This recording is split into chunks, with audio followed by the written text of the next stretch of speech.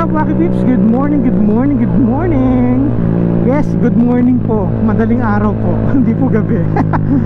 It is exactly 5:05 a.m. And for today's video, samahan niyo po ako sa panibagong episode ng ating coffee ride adventure. So bago tayo magpatuloy, mag-intro video muna tayo.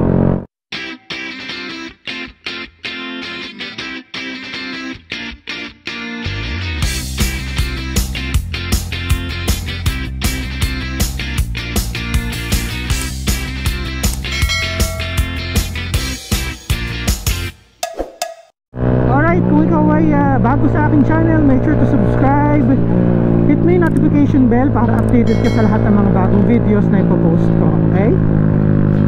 Also, you can like and follow me on my Facebook, Instagram, and TikTok account. And since this is a coffee ride, if ikaw ay isang rider na coffee lover or coffee lover na mahilig magkape sa mga local coffee shops na masarap, mura at maganda yung ambience, make sure na panoorin mo yung mga previous coffee rides ko mula dyan sa playlist link na ilalagay ko dyan sa description. So kaya ako tumigil kasi kailangan kong mag-withdraw. So balik ako kayo guys, wala kasi akong cash okay? Alright, so tapos na tayo mag-withdraw. Let's go.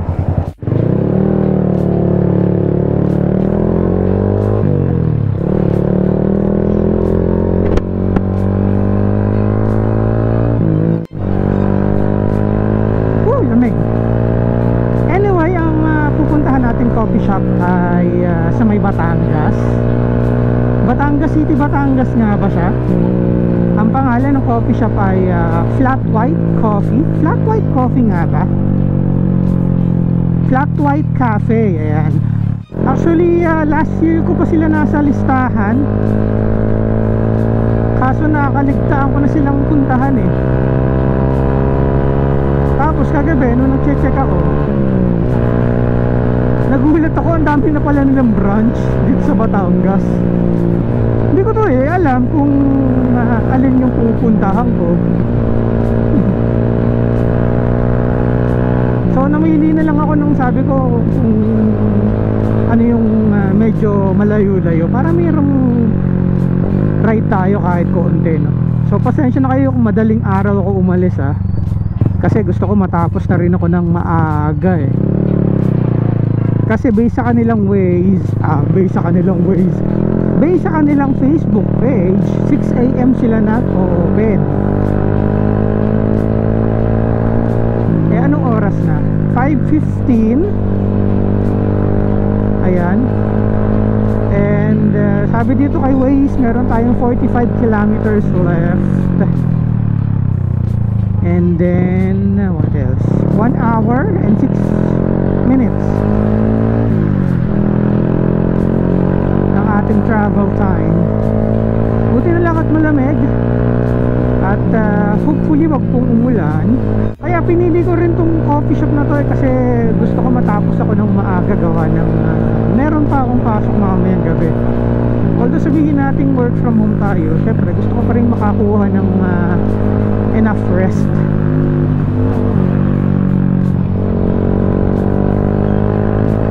Ayan, nandito na tayo sa Tanawan. Syempre pag gantong madilim hindi ko masyadong binibilisan. Speaking of madilim, kaso maliwanag dito sa part na to Nakita ko sa inyo yung di ba nagpalagay nga ako ng mini driving light.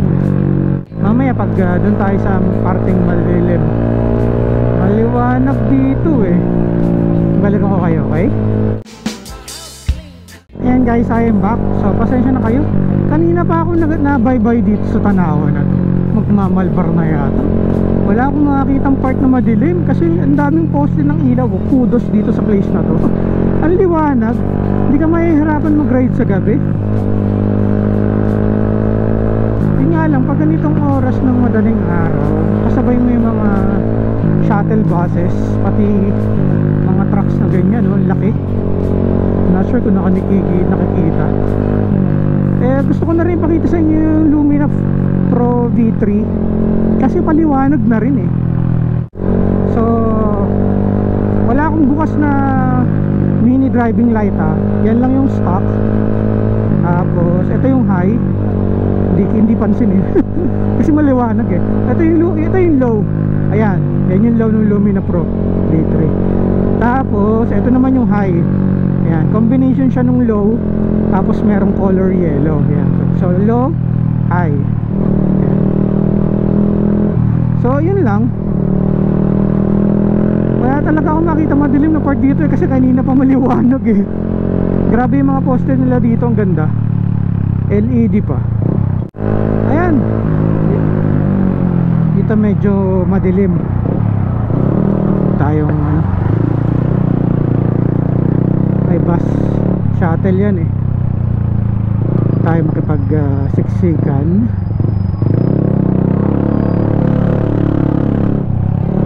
Dito madilaw yung ilaw nila oh. Kaya medyo madilim. So yan, try ko ulit pakita ko ulit sa inyo yung mini driving light, may tatawid.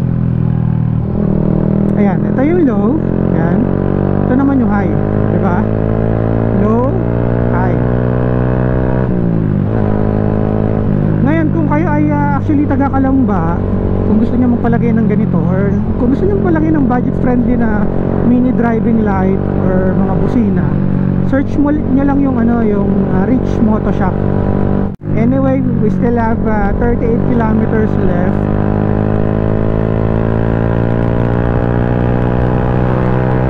Woo! Lamig. Balikan ko kayo guys, okay? Bye-byein ko lang ito. Alright, I'm back guys. So andito na tayo ngayon sa Lipa. Ito, munisipyo ng Lipa. Ayan So hindi pa rin tayo ganun kalapit. Uy, road work ahead daw. Ilang kilometers pa? Oh, malayo-layo pa, 29 kilometers pa eh.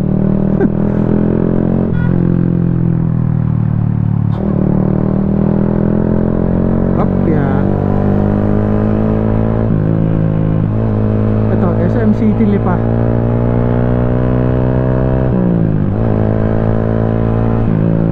Good morning Lipa.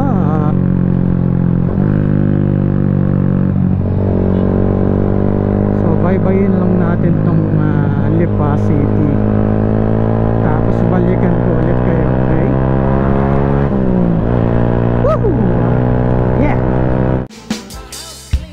Alright Wacky Vips, I am back.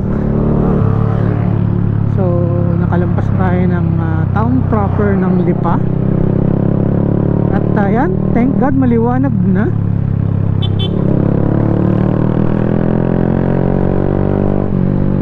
Hindi naman ganun kaliwanag, parang gloomy siya.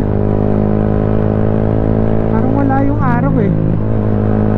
So sakto lang pala na hindi ko nilagay yung ND filter ko. So based sa aking Waze, 21 kilometers left pa. Pero pa tayong 30 minutes to travel. Anong oras na? 5:55 AM.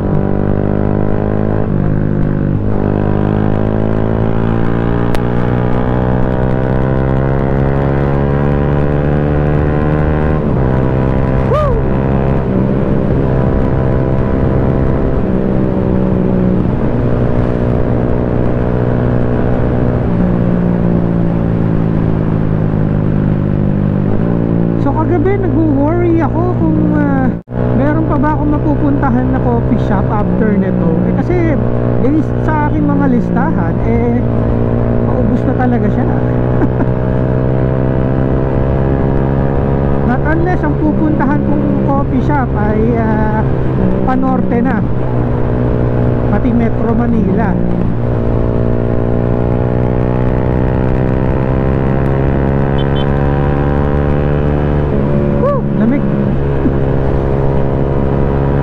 Kaso hirap naman ako noon kasi magbabayan-bayan ako noon, hindi naman ako naka expressway legal na bike, diba?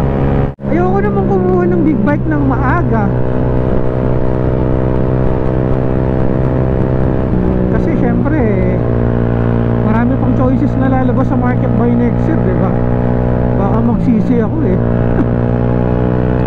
So tiis-tiis na lang muna.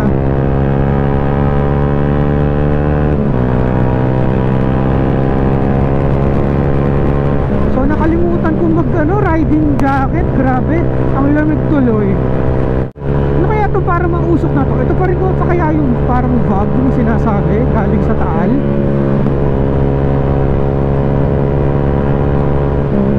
O siguro ganito lang talaga yung panahon dito. Woo! Grabe, sarap magmotor.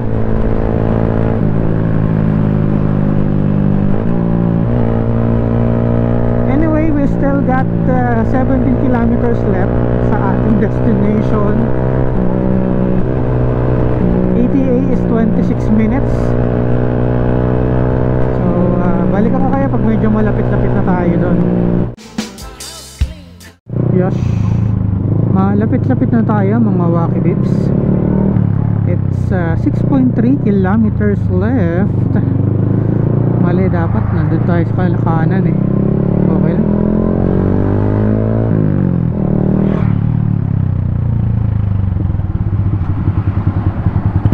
I think ito yung rotonda ng pinapasukan ng mga galing dun sa Star Tollway. Yes, daan po. So 5.9 kilometers left, 12 minutes. Batangas City, Batangas.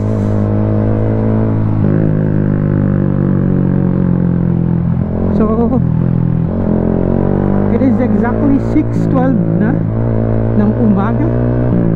So for sure bukas na yung Flat White Cafe. And nagugutom na rin ako. Yun lang.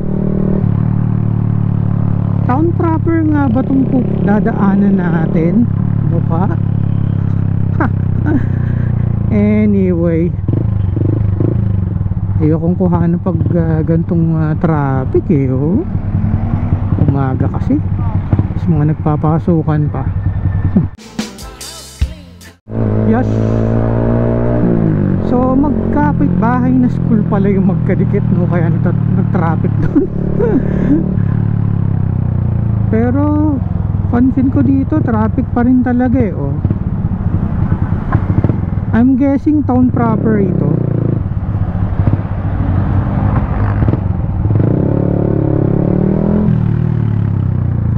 Pero malapit na tayo oh. 8 minutes na lang.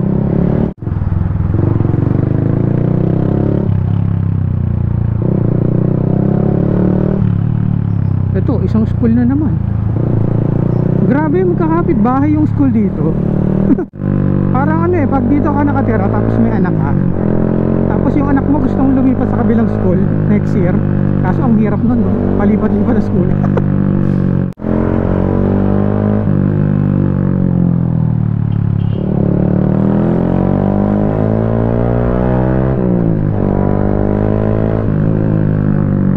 Teka, in 700 meters kakaliwa. Okay.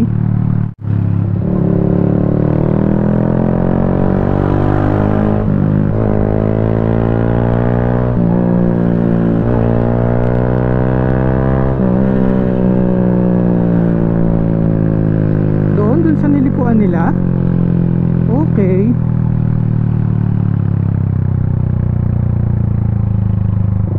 Hindi, doon pa sa kabila. Akala ko doon. Munisipyo yata nila to eh, no? Tama, mukhang munisipyo nila to. Daming pulis eh. Ayan, dito na tayo, kakaliwa.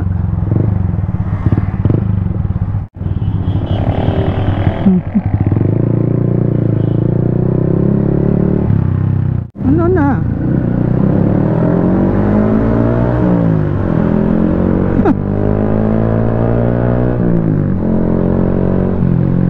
kakanan tayo in 300 meters.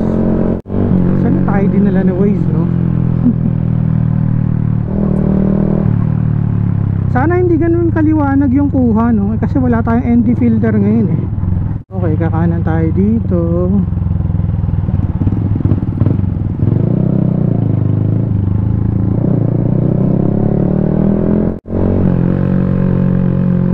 Lalalala.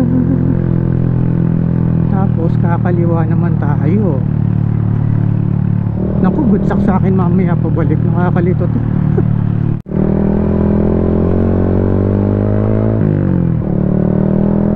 Tapos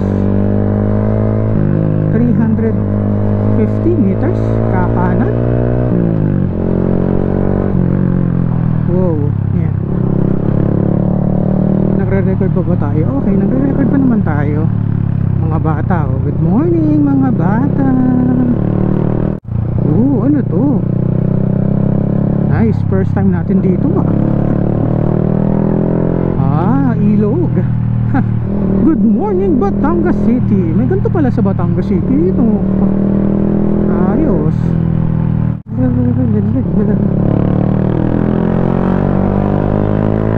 Daan po.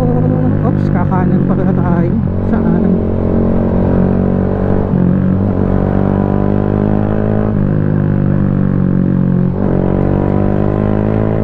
Dito.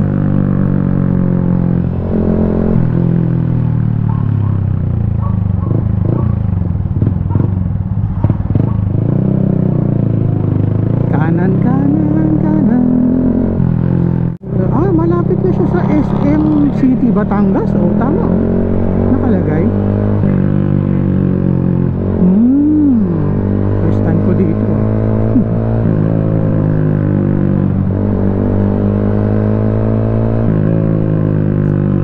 Flat white, where are you?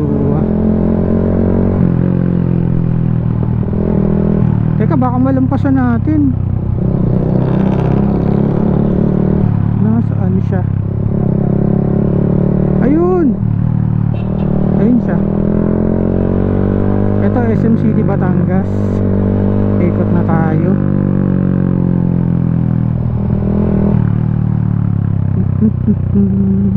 Ito pa lang SM City Batangas.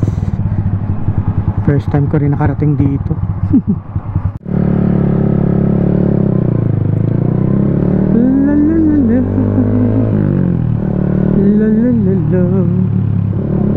Katapat siya ng malaking simbahan ng ano yan? Santisma Trinidad. Nasaan yun? Ayan, dito tayo. Flat white. Ayan, okay. Open na naman siya. Ay, sarado pa. Closed. Anyway, ito na tayo guys.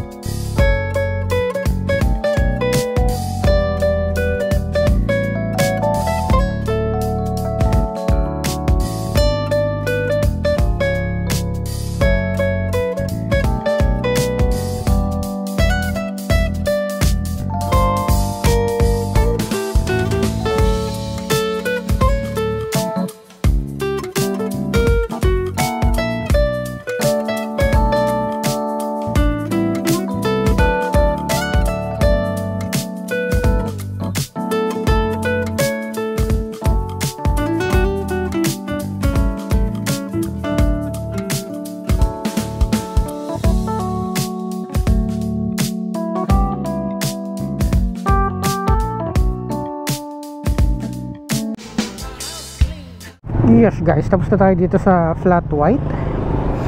So nag-montage lang tayo dun sa loob kanina kasi baka ma-copyright na naman tayo, kasi mayroon silang background sounds dun eh. So tara na.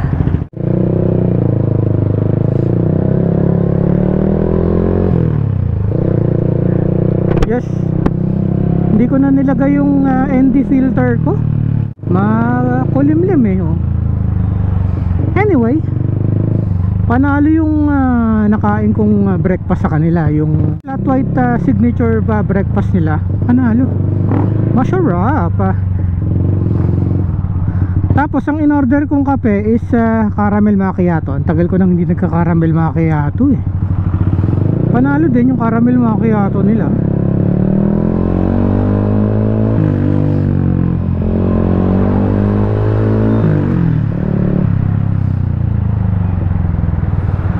So saan ba ang daan ito? Dito ba tayo galing kanina?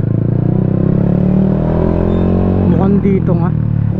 Siguro labas muna ako dito sa town proper, then saka ako mag-outro. Balikan ko kayo guys. Yes, nandito na tayo sa main road. So guys, kung kayo ay taga Batangas, or kung maliligo kayo dito sa Batangas, try nyo yung Flat White Cafe. Search nyo lang sila sa Facebook.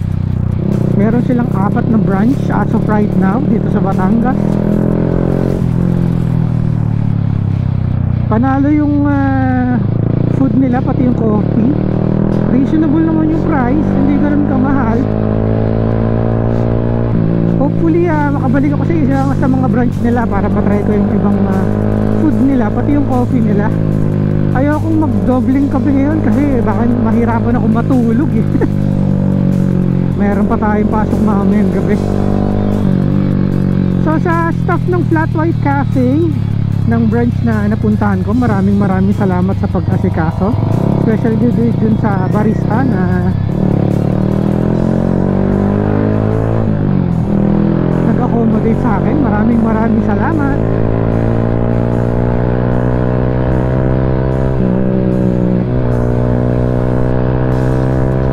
So guys, dito ko na rin tatapusin itong video na ito. Syempre kung nagustuhan mo ito, make sure to like, comment, share, and subscribe. Hit mo yung notification bell para updated ka sa lahat ng mga bagong videos na ipopost ko. So maraming salamat kung tinapos mo itong video na ito. Stay safe po sa ating lahat, and ride safe po sa ating mga motorista. Enjoy the rest of your day, and I will see you all on my next video. Until next time guys, God bless everyone. Bye. Bomba tayo. Yeah. Bye guys.